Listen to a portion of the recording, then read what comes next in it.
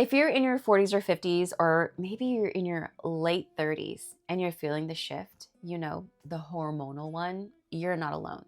Hot flashes, brain fog, mood swings, night sweats, it's a lot. But here's the truth.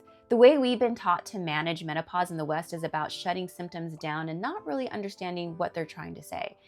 So today I'm going to tell you why some of the most common non-hormonal medications for menopause are so controversial and how Asian approach can offer a completely different path rooted in energy, nourishment, and even food as medicine. In today's world, with technology advancing at an unprecedented rate, it is essential to question why our own healthcare system is not fully harnessing these advancements to help us reach our full potential. That's where my approach comes in. By integrating traditional wisdom with modern healing modalities, I believe we can create a healthcare system that truly supports us on our journey towards holistic wellness. Now, let's get on with today's message, and let's start with non-hormonal medication. When a woman chooses not to take HRT or isn't a candidate, Western doctors will often turn to non-hormonal medications. These medications are like SSRIs, gabapentin, and hypertension medication. Now, SSRIs, selective serotonin reuptake inhibitors, and SNRIs, serotonin neuroepinephrine reuptake inhibitors, they work by increasing serotonin or neuroepinephrine in the brain. And what that does is it's supposed to help stabilize mood and manage anxiety. Now, they're being used as off-label drugs for hot flashes and mood swings during menopause, especially in women who can't take HRT. And this is a big deal because these are psychiatric medication. They're used for menopause, and it doesn't address the underlying hormone energetic imbalance. It just alters brain chemistry. And long term, the consequences are emotional dulling, reduced sex drive, weight gain, and withdrawal symptoms when trying to stop. Now, gabapentin was originally created as a seizure medication, and it was designed to help manage nerve pain and epilepsy. Now, doctors discovered that it can reduce night sweats and hot flashes in menopausal women, so it's often prescribed when HRT is not an option. And why does this matter? Because gabapentin affects the nervous system in ways we still don't fully understand. And their side effects include dizziness, fatigue, memory issues, and feeling disconnected from your body. This is a foreign chemical structure that is entering your system, and this is what your body is telling you in those symptoms, those side effects. Again, it's also a pharmaceutical band-aid, and it's not the root cause solution. And then you have blood pressure medication, which are really intended to lower heart rate and relax blood vessels. Nowadays, it's used to reduce hot flashes by influencing the body's temperature regulation and blood flow. Why does it matter? Well, because they negatively impact the nervous system.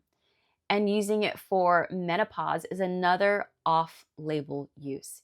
Now, it may help cool the body down temporarily, but the side effects are just ridiculous.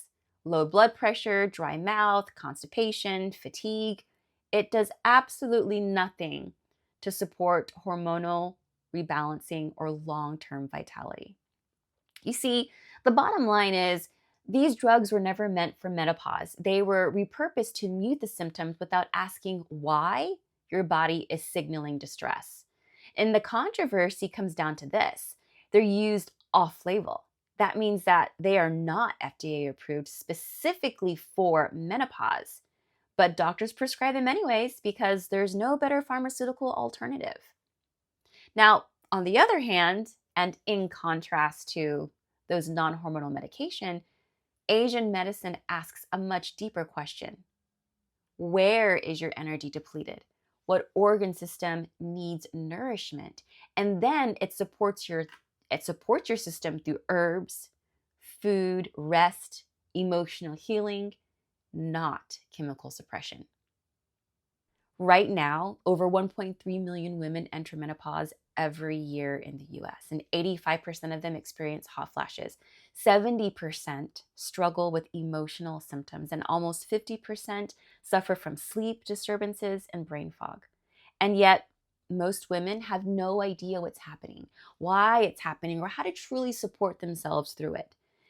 And we live in a culture that glorifies doing, performing, and pushing. But menopause is asking us to slow down, to tune in, and redirect our energy inward. It's a sacred initiation, not a breakdown. It's a moment where your body is saying, you have given enough. Now receive, heal, and be. But that shift, it requires something radical in today's world, like learning to say no, resisting without guilt, choosing foods that match your energy, and moving your body with intention, and being okay with not being on all the time. Because you see, the constant stimulation, the scrolling, the stress, the running, it accelerates aging. It throws off your energy, your hormones, and your nervous system. And when you stay in that state for a long time, your body keeps score.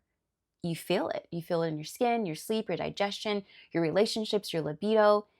That's why awareness is key, not just for us, but for everyone. Our mothers, our sisters, our daughters, our friends who have never been told that there is a different way. So if you need help in this area and don't have access to this type of support, I have opened up my schedule to meet with you. And together we will talk about what natural options that will work for you. And you can access that link into my schedule in the video description. Let me take you back to a time in my life that shaped so much of my healing journey. I was working on ships, traveling the world, but behind the beauty of that lifestyle, I was working nonstop.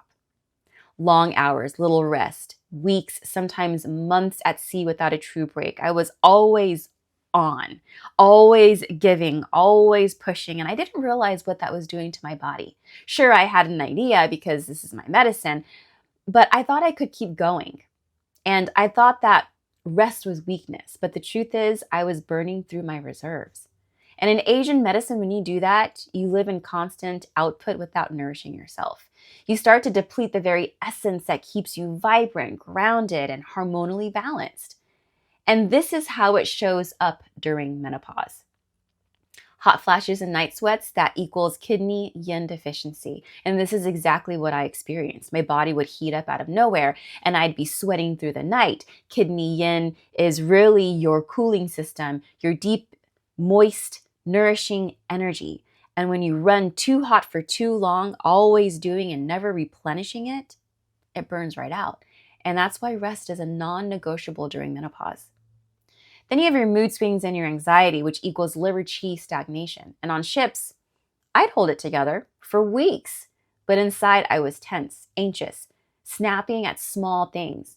And when the liver's energy gets stuck because of stress, repressed emotions, and overwork, you lose emotional resilience. You cry, you rage, you shut down, and that's not weakness, that is stagnation.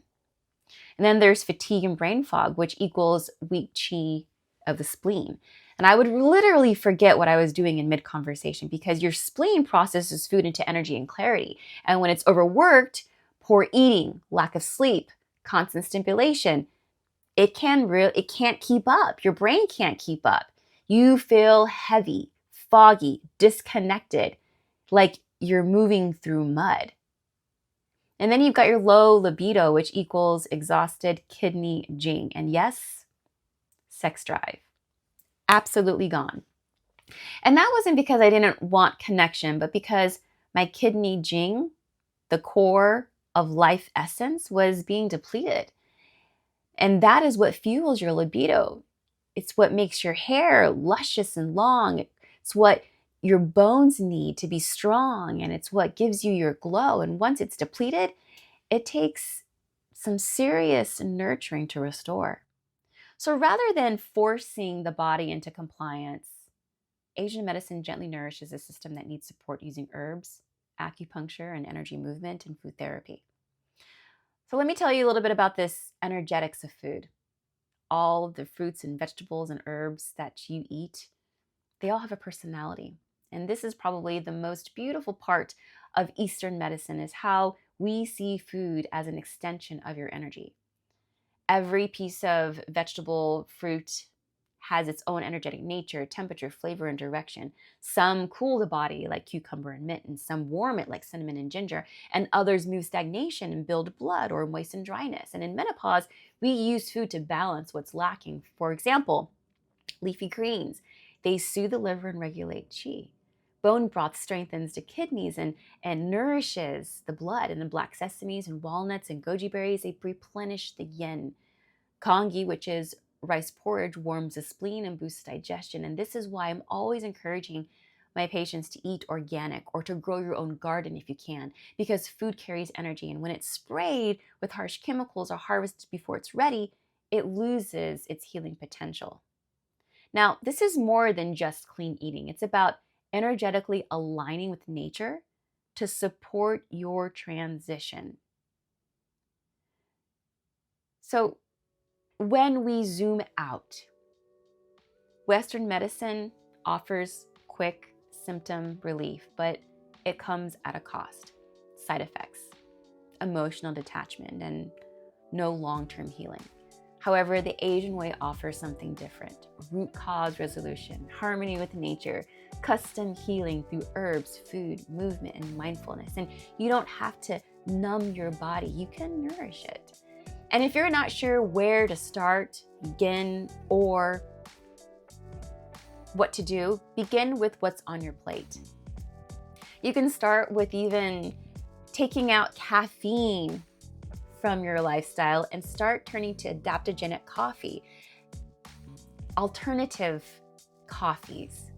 One of my favorites is rise mushroom coffee because they blend lion's mane with reishi and cordyceps, and that's perfect for brain fog, for fatigue, stress, and even libido. And so I've also wanted to include a link in the description for a 30-day money-back guarantee so you can try it risk-free and show me and experience what that's like. So before I go, I want you to know that menopause is not the end. It is the emergence of your next wiser self. And when you support your energy, you're not suppressing it. You open the door to a whole new kind of freedom. And you just need to take things little by little, but take action steps into doing something different. And if that means booking a call with me and talking about your options, then do just that. If it means changing your morning routine and how you drink your coffee, then start with that. Thanks for watching, and I hope you'll see my other videos about a topic similar to this one.